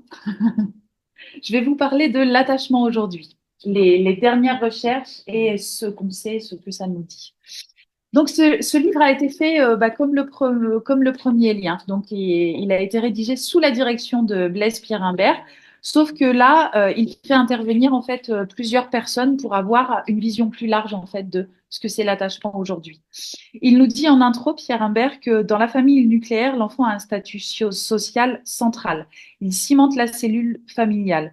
Et comme la société évolue, on doit s'interroger sur la relativité sociale et culturelle de nos émotions, notre sensibilité, nos représentations et nos comportements à l'égard des enfants. Je vais vous parler maintenant des travaux qui sont mis en valeur par Boris Cyrulnik. Il nous parle de la niche sensorielle périnatale. Il nous dit que l'entourage le plus protecteur est un système familial aux attachements multiples, en fait. Donc, si un parent est seul avec ses enfants, mais qu'il est entouré, l'enfant va grandir sereinement et en sécurité. Ce qui est le plus dommageable, c'est les familles isolées, les violences conjugales et physiques et verbales, et la précarité sociale, donc quand les parents sont indisponibles et aussi l'histoire parentale. Il dit en fait qu'en plus, on peut le prouver scientifiquement, que l'enfant privé de relations, de sourires, de jeux, n'a rien à mettre en mémoire. Ça fait une atrophie du système limbique, là où il y a la mémoire et les émotions, et que les lobes préfrontaux ne sont plus en capacité d'inhiber l'amygdale, pardon. Et donc, toutes les infos sont vécues comme une agression et ce sont des enfants qui entrent tout le temps en conflit, en famille, à l'école, avec l'entourage. Il nous confirme aussi dans son intervention qu'il y a une période sensible en fait pour établir le lien d'attachement. Chez les oiseaux de Lorenz, la période sensible d'attachement, c'est entre la 13e et la 16e heure après l'éclosion. Alors que chez les singes, ce serait entre la 5e et la 7e semaine. Et pour le petit homme, qui est dépendant physiquement plus longtemps, ce serait au cours de la seconde moitié de la vie. Donc entre 6 et 12, seconde moitié de la vie, pardon. Seconde moitié de la première année de vie. Et donc, concrètement, finalement, cet attachement, il apparaît quand les enfants sont en capacité de s'éloigner volontairement. Finalement, les premiers mois, c'est le parent qui s'éloigne. L'enfant est posé, il ne peut pas bouger. Là, c'est est-ce que je me sens suffisamment en sécurité pour décider de m'éloigner moi-même de ma base de sécurité? Ça doit être pour ça que ça apparaît à cet âge-là. La seconde point que j'aimerais mettre en valeur, c'est les travaux de Michel Delage. Il apporte, lui, une perspective systémique de l'attachement. Il nous dit que il faut considérer l'attachement familial, à savoir le conjugal, le parental et le fraternel, pour comprendre comment se développe l'enfant. Et surtout, il apporte un point essentiel en disant qu'avant 3 ans, l'enfant a besoin d'une présence suffisamment continue et stable d'une figure d'attachement spécifique. On sait aujourd'hui que le mode de garde n'a pas d'impact sur le développement du sentiment de sécurité, parce qu'on s'est posé des questions sur la collectivité à un moment donné, mais on sait qu'en fait, c'est OK. Mais que par contre, s'il y a une garde alternée avant les 3 ans, il faut se rappeler que l'enfant ne peut pas concevoir mentalement une durée plus longue de 48 à 72 heures. Les travaux, les enfants ne peuvent pas concevoir mentalement une durée de plus de 48 à 72 heures. Donc, si on doit faire une... Ah, pardon. Oui, c'est ça. L'absence de sa figure d'attachement. C'est ça. Donc, en fait, s'il y a une garde alternée, et on ne peut pas le faire une semaine. Chez un tout petit, ça risque de créer des troubles à cause du manque, en fait. Il faut que l'alternance soit plus régulière. Voilà ce que ça nous dit.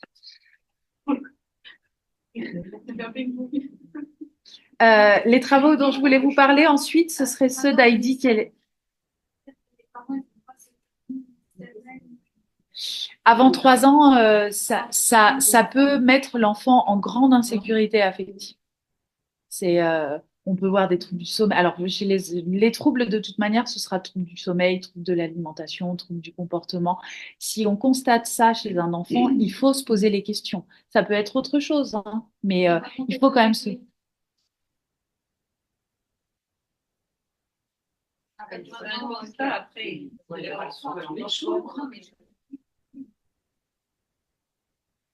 Je pense que c'est jamais les deux parents qui sont absents pendant une semaine à cause du travail, tu vois, pendant 5 jours. En fait, il faut qu'il y ait une base de sécurité. L'enfant doit identifier une base d'attachement sécure. Et en fait, si les deux parents sont identifiés comme sécurisants, c'est le cas d'ailleurs, hein, voilà. C'est le cas. Les deux parents sont sécurisants. Peut-être pas de la même façon, mais ils le sont tous les deux. Et en fait, si la résidence est alternée, il faut veiller à ce que les durées soient suffisamment courtes, parce que sinon, on peut avoir des ruptures de lien à chaque fois. Et donc, ça va engendrer des troubles du comportement qui vont se manifester chez l'enfant, soit dans le quotidien, soit par l'alimentation, soit par le sommeil. Mais en tout cas, il risque de grandir en insécurité. Donc, les travaux suivants dont je voulais vous parler sont ceux d'Heidi Keller qui dit que la théorie de l'attachement, elle a été développée à un moment précis de l'histoire, dans un contexte d'après-guerre, un contexte assez traumatisant, et qu'elle leur a permis de grandes avancées dans la compréhension du développement de l'enfant, mais qu'il serait nécessaire, selon elle, de revoir les principes fondamentaux. À savoir que dans certaines régions du monde, les enfants peuvent être des figures d'attachement pour les plus jeunes, alors que la théorie de l'attachement, elle ne compte comme figure d'attachement que les adultes.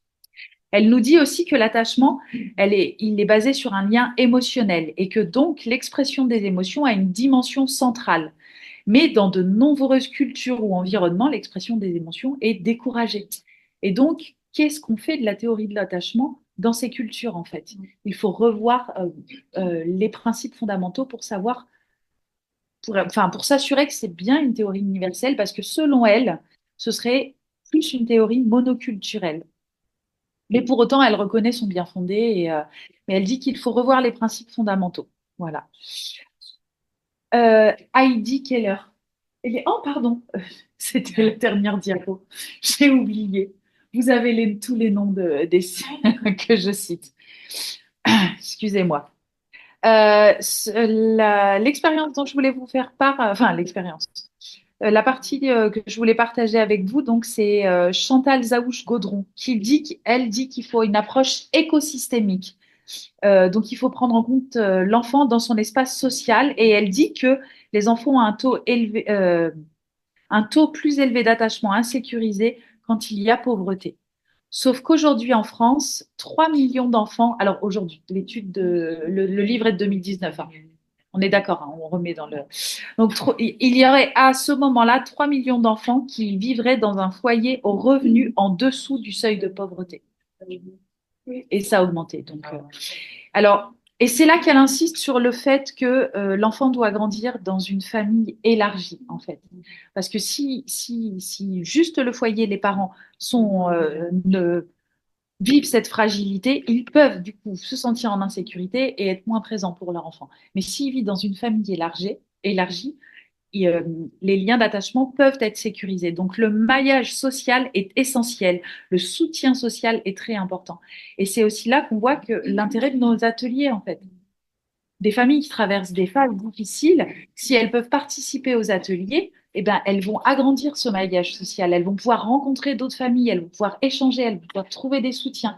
Et ces soutiens vont être fondamentaux dans leur capacité à accueillir les émotions de leur enfant et à nourrir le lien avec leur enfant.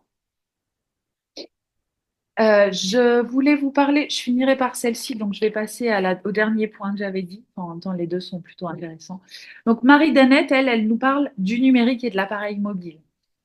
Elle nous dit que quand les enfants grandissent, ça peut soutenir les liens familiaux, mais il faut être attentif à l'usage en présence des jeunes enfants parce que ça interfère vraiment dans la relation. Elle a pris l'expérience de Stillface, en fait. C'est une expérience qu'elle met en place en 3 temps. Il y a la première phase avec une activité de jeu libre avec bébé. La deuxième phase, l'adulte détourne le visage et réapparaît avec un visage neutre. Et ensuite, dans une troisième phase, quelques minutes après, il reprend l'interaction avec bébé.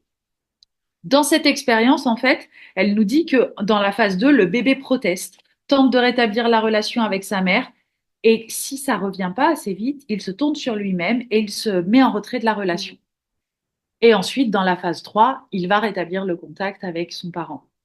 Mais que si on fait changer une variable et que dans la phase 2, au lieu de se détourner et de revenir avec un visage neutre, l'adulte utilise son smartphone, eh ben, les réactions de bébé sont beaucoup plus marquées et beaucoup plus négatives, en fait. Et il faut savoir qu'il aura beaucoup moins d'affects positifs, elle nous dit, et beaucoup plus d'affects négatifs. Et que plus le parent utilise son portable dans le quotidien, moins l'enfant présente d'affects positifs dans la phase 2. Et qu'il sera encore plus compliqué dans la phase 3 de rétablir le lien. Donc il faut être très vigilant avec l'usage des écrans dans la relation à l'enfant. Et je vais finir, parce que c'est un grand point quand même, sur les études de Raphaël Milikovic et François Poisson, qui nous parlent du parenting, c'est-à-dire la façon d'exercer son rôle de parent, et l'engouement pour la psycho.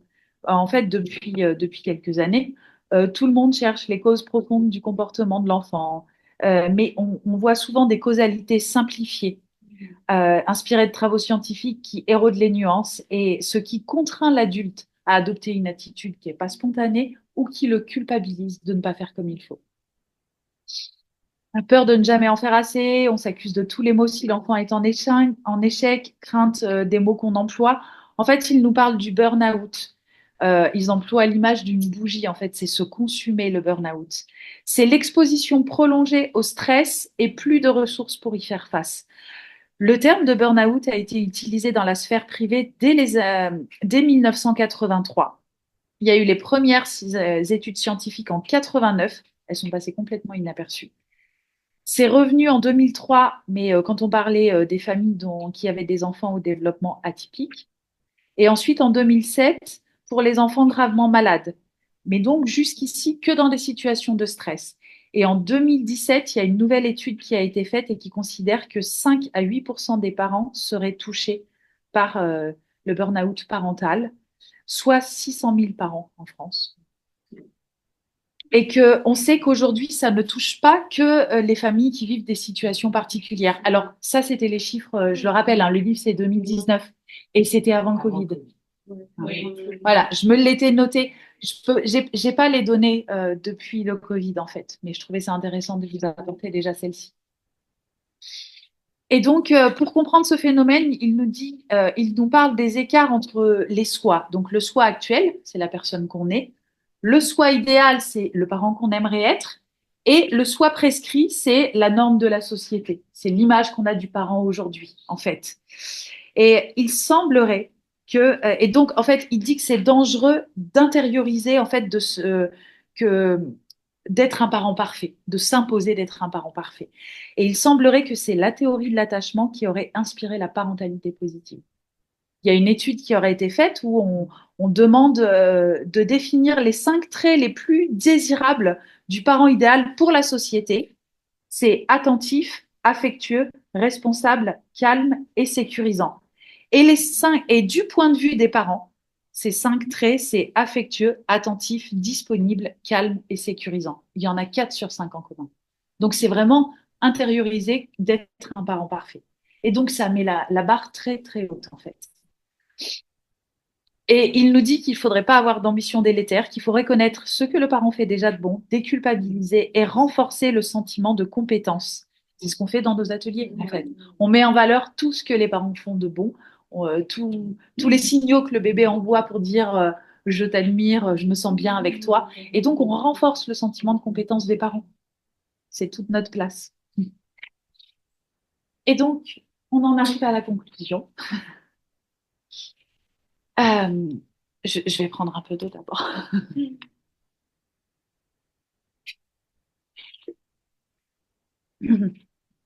Les droits de l'enfant sont nés dans la souffrance. La théorie de l'attachement a mis du temps à trouver sa place et on a même longtemps légitimé les violences éducatives ordinaires comme nécessaires au bon développement de l'enfant. Mais jamais on ne remettra en cause le bien fondé du programme de Vimala.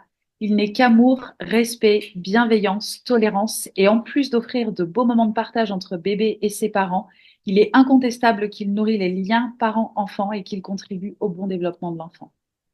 J'ai pris le temps de vous exposer tout le contexte parce qu'il donne sens à ce qui est aujourd'hui.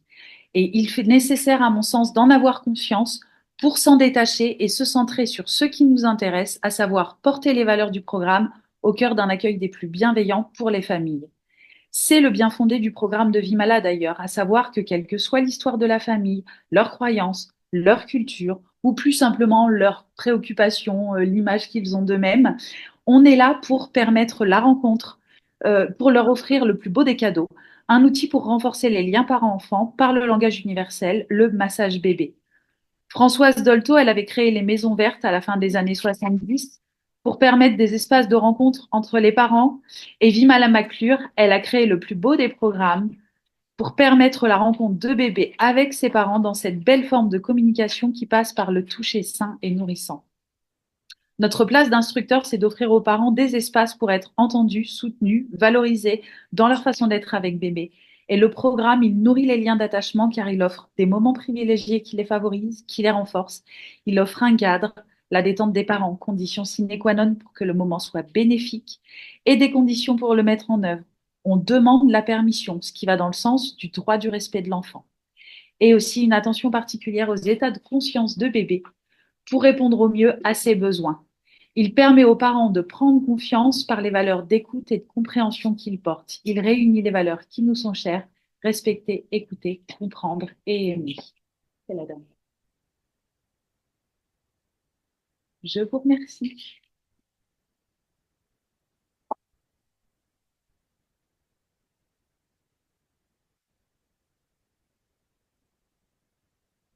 Ben, merci à vous. Vous avez été très attentifs. Oui. Oui. C'était très riche. J'ai vu un moment où je me noyais d'infos, tellement il y en avait, mais c'était un travail très, très riche. Donc voilà. On n'a pas beaucoup de temps pour les questions de réponse. Puis après, on enchaîne avec la région des mouvements, mais on peut considérer qu'on a à peu près 10 minutes D'accord. de questions de Ok. Désolée, j'ai un peu débordé. Au début, il faisait plus de 2 heures ma présentation. réponse.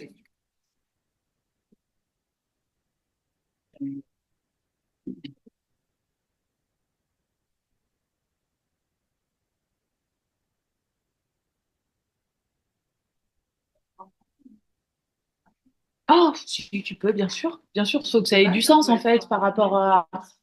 Ah oui, oui, bien sûr. Bien sûr, bien sûr. Non, oui, ça.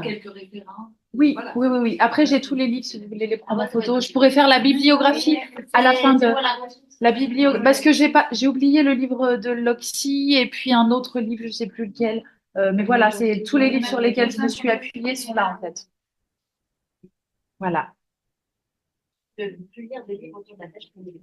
Alors, j'en avais déjà lu la plupart. J'en ai relu plus précisément quatre pour préparer. Voilà. Mais j'avais déjà, et en fait, à chaque fois que je lis un livre, je prends une dizaine ou une quinzaine de pages de notes. Et ce qui fait que quand je prépare une thématique, une intervention, un article ou autre chose, eh ben, je reprends mes notes et si j'ai besoin d'approfondir, je vais directement à la page nécessaire.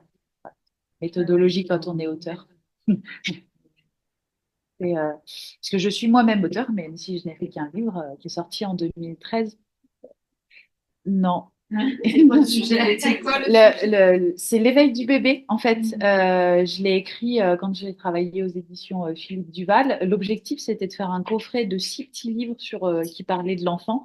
Et moi, j'ai fait la partie sur l'éveil du bébé. Donc, sur tout le développement de l'enfant, du début de la grossesse jusqu'à ses 3 ans. Voilà. Bon, c'est un tout petit ouvrage. Et puis après, j'ai intégré le comité de rédaction et j'ai écrit des articles dans Assistante maternelle magazine le, sur l'éveil du jeune enfant, la relation parent-professionnel, enfin voilà, sur tout ce qui encadre la profession d'assistante maternelle.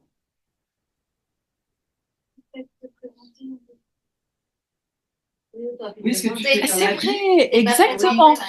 Eh ben oui, c'est vrai, c'est vrai. Donc, je suis psychologue de l'enfant, diplômée depuis 2007. J'ai travaillé pendant 13 ans dans 2 structures petite enfance, un lieu d'accueil enfants-parents et un relais assistante maternelle. Donc, c'est à cette occasion que j'ai rencontré Philippe Duval et que j'ai écrit le livre et que j'ai intégré ensuite le comité de rédaction assistante maternelle magazine où j'ai écrit des articles pendant 7 ans. Et, je crois que j'en ai écrit 38, quelque chose comme ça. Voilà. Et, euh, donc, je suis restée 13 ans sur ces 2 structures. Et en 2019, j'ai suivi la formation massage bébé parce que plus j'avançais en fait dans mes missions et plus j'étais très frustrée parce que accueillir des assistantes maternelles, et ben c'est finalement on a tellement d'intermédiaires pour intervenir directement auprès de l'enfant que c'est très complexe en fait. Donc sur le lieu d'accueil enfants-parents, il y avait quelque chose de beaucoup plus direct pour intervenir et accompagner la relation parent-enfant. Et je me suis vraiment régalée dans cette formation. Ça a été pour moi un grand bonheur, une découverte, une renaissance. J'ai tout de suite su que j'allais en faire quelque chose. Bon, l'année d'après, le Covid est arrivé, ce qui fait que je n'ai pas tout de suite développé mon activité. Et entre-temps, j'ai aussi revu mon projet professionnel. J'ai passé de très très belles années au sein des 2 structures, mais je sentais que j'étais animée par autre chose et que fondamentalement, je suis psychologue et que je voulais accompagner les familles autrement et plus individuellement en fait, parce qu'à chaque fois que je voyais quelque chose sur les structures, j'avais pas le droit d'y aller, j'avais pas le droit de les accompagner parce que c'était un mode d'accueil collectif, tout simplement en fait. Et donc, l'an dernier, j'ai ouvert mon cabinet. Je suis psychologue enfant-ado, donc je fais suivi thérapeutique sur la gestion du stress, des émotions, sur dépasser les anxiétés, les grandes étapes de la vie qui sont compliquées, un déménagement, la séparation des parents, voilà, le passage au collège. Donc voilà, je fais de l'accompagnement pour les enfants et les ados, et je fais aussi des consultations postpartum. et j'ai aussi des papas en postpartum et de la guidance parentale. Voilà. Et à côté, j'ai mon activité donc de massage pour bébé. Je me suis fait connaître par tous les médecins autour de chez moi, les pédiatres, les cabinets de sage-femme. Et je fais aussi, je suis aussi formée au massage école par Missa France. Et j'ai fini le mois dernier un cycle à l'école de Noyer dans le cadre d'étapes. C'était super. J'ai fait 7 séances de massage école avec des activités kinésitactiles derrière. C'est un vrai bonheur. Donc voilà, une nouvelle vie depuis l'an dernier où je développe plein de nouvelles activités. Et je voulais me remettre au travail d'auteur, mais peut-être un peu tôt avec tout ce que je fais en ce moment. Mais voilà. C'est sur quel département? Je suis au sud de Poitiers, dans le 86. C'est ça.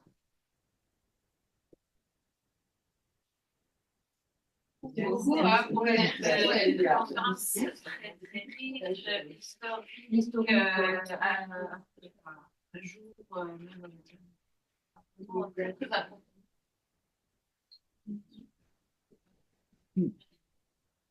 ça donne du sens et ça relie. Ouais. Oui, mais c'est pas qu'il me, enfin, oui, il me manquerait un lien avec la théorie de la résilience. Avec l'idée de la résilience. Alors, ça fait partie des parties que j'avais enlevées parce que j'en avais trop. Mais juste faire référence. Mais oui. Oui, les travaux de Boris Cyrulnik, évidemment. Oui, juste les mentionner pour ne pas trop impacter, parce qu'il y avait tellement une partie. Ça faisait partie des choses que je voulais amener parce que, bah, par exemple, moi, je sais que ce livre-là, il était à dispo à mon boulot. Et un jour, j'ai une maman qui arrivait en pleurs en me disant j'ai crié, j'ai détruit le cerveau de mon enfant. Waouh! Alors non, vous n'avez pas détruit le cerveau de votre enfant. Et voilà, en fait, et je trouve ça hyper intéressant ce que tu racontes. Et effectivement, tu vois, par exemple, j'ai pas détaillé, mais il y a professeur Marcely, son approche est très intéressante aussi sur l'autorité autorisante. Il travaille beaucoup là-dessus et sur qu'aujourd'hui, il faudrait plus définir le lien comme exploration. Attendez, j'ai perdu mes mots. Je regarde. Ah, en disant que le contexte de guerre, on était vraiment besoin de garder l'enfant près de soi pour qu'il soit en sécurité. Et lui, il disait que justement, il faut autoriser avant d'interdire. D'ailleurs, autorisation, autorité ont la même référence. Et qu'il verrait, au lieu de la balance exploration-attachement, lui, il verrait plutôt éloignement-exploration. C'est donner confiance à l'enfant pour qu'il sache se détacher du parent et qu'il puisse grandir sereinement. Très intéressant à lire, Daniel Marcelli. Moi, j'ai 2 de ses livres à la maison. Il est permis d'obéir et c'est en disant non qu'on s'affirme. Très intéressant à lire. Très, très intéressant. Et pour rebondir sur ce que tu disais, effectivement, d'ailleurs, on le voit, Daniel Marcelli, il dit qu'il y a symptômes quand il y a trop ou trop peu. Et vous voyez toutes les personnes que j'ai citées, il y a Boris Cyrulnik, Amy Pichler, Janusz Korczak. Les 3, ils ont subi la persécution juive. Donc là, c'est vraiment le manque qui a fait qu'ils, fondamentalement, ils ont été nourris par quelque chose, le besoin d'accompagner les gens. Bowlby, il a grandi dans une famille britannique avec une mère très détachée qui avait un mode éducatif apparemment assez froid et distant. Et chez lui, ce serait vraiment le manque. Et en fait, quand il a commencé à travailler dans les années 30, il s'est intéressé aux enfants qui avaient des troubles du comportement. Et en fait, il les a identifiés parce qu'il reconnaissait les siens, ni plus ni moins. Et il disait que l'inverse, du coup, Freud, lui, il a baigné dans dans un cocon de trop, et qu'il voyait des pulsions partout, en fait. Mais le problème de la psychanalyse, c'est que les pulsions, elles étaient interprétées en termes de pulsions sexuelles, en fait. Que l'enfant qui prend le sein, c'est qu'il incorpore le pénis. Et en fait, ils ont quand même réussi à se détacher de la théorie psychanalytique. J'avais repris des termes que j'ai pas dit, mais je vais les reprendre vite fait pour être sûre de ne pas me tromper. Donc, il précise que par rapport aux pulsions, donc la pulsion, c'est la manifestation d'une tension et que normalement, le comportement disparaît quand la pulsion est nourrie. Et en fait, ils disent que le détachement pour le jeune enfant, aller s'explorer, ce n'est pas synonyme de la perte du lien. Et donc, c'est en ça qu'on s'est détaché de la psychanalyse, en fait. Parce que l'enfant qui se sent en sécurité ne se détache pas de son parent. Justement, il va continuer de le garder en tant que base de sécurité. Et c'est là que la théorie est sortie du champ psychanalytique pour revenir en psychologie du développement et être interprétée sous un nouveau regard. Je crois intéressant aussi de savoir, de dire que ce n'est jamais trop tard Non. pour travailler les liens. Et pour nous, pour notre travail, c'est essentiel. Mais évidemment, comme disait Françoise Dolto, tout se joue avant la mort. Non, mais là aussi, c'est ça. Et c'est aussi pour ça que Cyrulnik, il nous parle d'attachement multiple et la niche sensorielle, j'ai perdu le mot. Il parle d'un système familial aux attachements multiples et d'une niche sensorielle périnatale qui soit très grande, en fait. Et parce qu'il dit que même un enfant qui a vécu des choses violentes, de la maltraitance, si par ailleurs il a trouvé des points de sécurité, des points d'ancrage, il va pouvoir se développer et construire et justement nourrir sa résilience, sa capacité à dépasser ce trauma pour justement renforcer sa confiance en lui et continuer d'avancer dans la vie. C'est ce que tu fais aussi en tant que psychologue, certainement. Une dernière question. Moi, je accompagne des parents et notamment. Alors, on n'entend pas, pardon. Par là ou là. Je dis, j'accompagne des parents porteurs de handicap et j'ai une jeune maman qui est schizophrène qui va avoir un bébé. Du coup, autant les handicaps physiques ne me questionnent pas tant que ça parce qu'il y a toujours des adaptations. Mais là, du coup, j'ai beaucoup de questionnements sur comment accompagner vraiment que l'enfant soit en sécurité. D'accord. Et qu'est-ce que... Et du coup, les liens d'attachement qu'on peut mettre autour justement pour qu'elle soit sécurisée et qu'elle sécurise son enfant.